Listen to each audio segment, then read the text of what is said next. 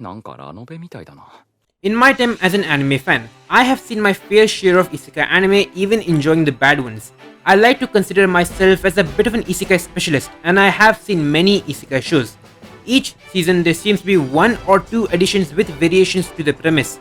It's hard to deny their popularity and the effect they've had in the anime industry. Most people argue that isekai anime are getting boring nowadays. But is that really true? Isekai characters' growth doesn't really apply to the majority of the isekai protagonists, as they are already overpowered right from the beginning, apart from a few exceptions of course. We shouldn't forget that isekai was once a niche idea back in the early 2000s, but how exactly did it become so popular? Back when isekai was still a niche genre, we had anime like Dot Hack Sign and was one of the earliest anime that felt similar to that of a modern isekai. But if you went now and watched it, it feels very outdated and old.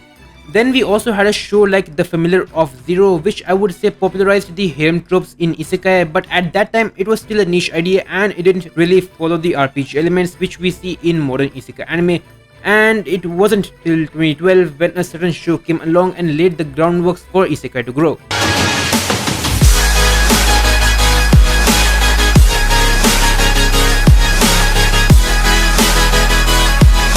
Yes, I am talking about Sword Art Online, and it was a massively popular show as it introduced the RPG elements in the fantasy genre where the main character got transported to another world. Love it or hate it, this was the start of the Isekai boom.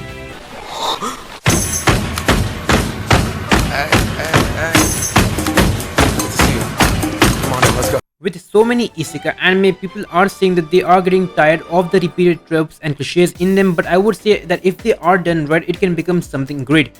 Isekai targets a certain audience, preferably gamers and socially awkward teenagers. Even if the tropes are being repeated, isekai provides a sense of escapism from the real world and makes an imagination run wild, if that made sense. Maybe you want to run away from your real life problems for a while and are in the mood to watch some isekai anime for their colorful world and interesting characters. With multiple isekai anime coming each season, it can be a bit hard to keep up with almost every one of them. But nowadays, even if you think that they are getting boring, you have to agree that they make for some good popcorn entertainment. If you've seen a decent amount of isekai anime, you get a general idea of the cliches that get played out and you have an idea of what to expect. Maybe you've been watching too many new anime lately and are tired of them for a while. So just sit back, relax, and put on some isekai shows to keep yourself immersed in another world. Isekai anime have been so oversaturated that it has become too predictable.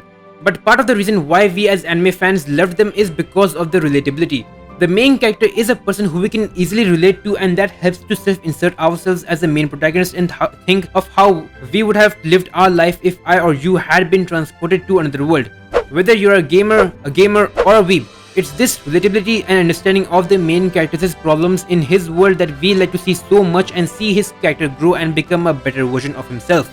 One of the best examples of this is the main character of Mushoku Tensei. Back in his world, he was mentally and physically tortured and showed him being a shut-in, and when he got transported to a fantasy world with magic, his fears and trauma didn't automatically go away just because he was reincarnated.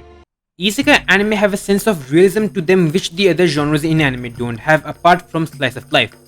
Okay, let's talk about the setting. This is the biggest problem with the isekai genre, and I agree that this is getting a little bit boring, but that isn't the main point of these type of shows. There is a quote: "It is good to have an end to journey toward, but it is a journey that matters in the end." In every anime, whether it be romance, shonen, or any other type of show, it is the journey that matters in the end, and this goes for isekai as well. So what if the setting is same in every isekai? Each anime has a different experience to it, and no two shows can ever be the same, it can only be similar. The end goal might be the same, like defeating the demon lord or whatever, but it is more about how the main character reaches that goal. Let's take Konosuba as an example. This show took the tropes and cliches that we all thought we were bored of seeing and satirized the entire genre with its interesting cast of characters. ReZero gave a dark spin to the bright and colorful world of isekai. Nowadays, there are a lot of fantasy shows that take place in another world and have worlds and power systems almost identical to those of isekai shows, but the one different thing between them is that they take place in another world. The main characters are born there and shows their different experiences, whether it's to become a hero or just take revenge. Now to answer the actual question, are isekai anime really getting boring? Well, in my opinion, isekai anime are getting more interesting because they are so oversaturated, and I am interested in seeing how fun and crazy this genre will become. Everyone agrees that isekai is trash, but we still continue and watch it just to enjoy something that we are all already familiar with. There are a lot of light novels which center around the isekai genre, and after I had done some research for this video, the publishers in the anime industry are apparently trying to ban or reduce light novels which are revolving around a teenage protagonist getting transported to another world, and that just means we will get some new and interesting variations which will be popular once again, and people will once again complain that isekai anime are getting boring. Part of the reason why people argue that this genre is boring is because the RPG elements are being overused, and even I have to agree that this is troublesome. If we remove these RPG elements from isekai anime, we may get a pure fantasy isekai anime which may has a similar type of elements to that like of RPG, but not quite that. Also, if you think isekai anime are boring and stop watching them, then you might miss out on some of the good stuff which is isekai's specialty. You know it, I know it, cute animal girls.